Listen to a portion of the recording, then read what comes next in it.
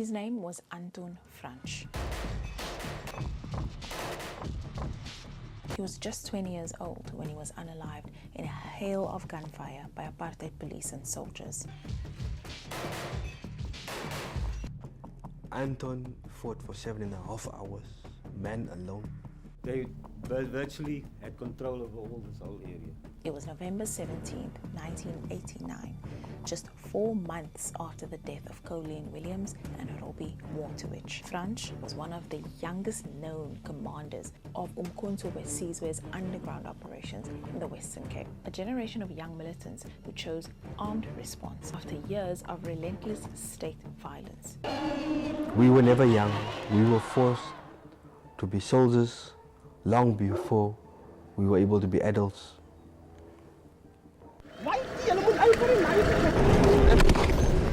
You could smell the tears, you could smell the fires, you could smell the blood of the people.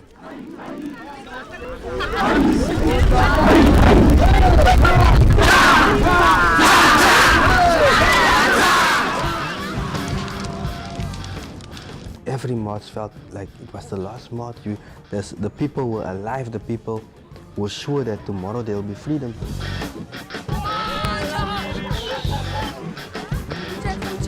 He died in a 6-hour siege in Athlone, surrounded by military police, dogs, heavy artillery, and his body torn apart by bullets and explosives. My wife and I suddenly heard gunshots outside.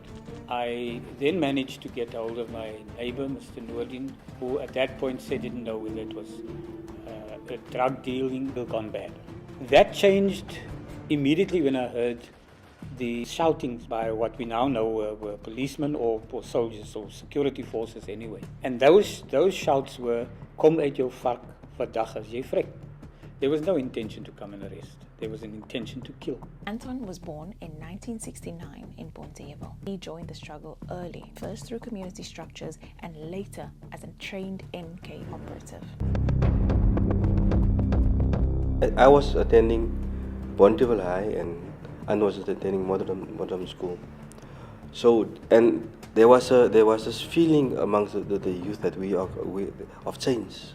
We're tired of it. And this young guy, this bright kid called Ashley Krill, started to address us and tell us, we must start to resist the system and we must start to boycott and do things. And then we formed SRCs on other schools as well. Now we were gaining momentum. And Anton was part of this whole process with us. In 1989, Anton was commanding MK operations in the Western Cape, operating underground while apartheid forces were